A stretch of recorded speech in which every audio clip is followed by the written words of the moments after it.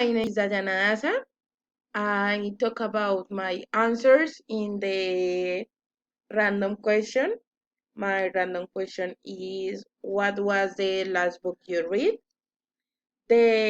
My last book was El despertar de la diosa, writing by Antonina Cabal, a dancer and coach spiritual from Colombia.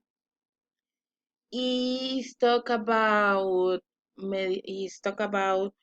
how wake up your inside God with tools with meditation, um, dancing, and some rituals uh, for the moon and water, fire, um, wine, and air. This this book have a beautiful reflections about our life, um, because the women have a big potential and it's necessary working this. This book we found chapters with how I love me, the acceptation and self-esteem. This chapter was very important for me because we didn't have self-love, and this writing helped me in how find myself. Other chapter is the five elements and the God is the acceptation. For chapter teaching me how the importance for of giving um, every day. Other chapter is the moon and the God, and this chapter is very important, very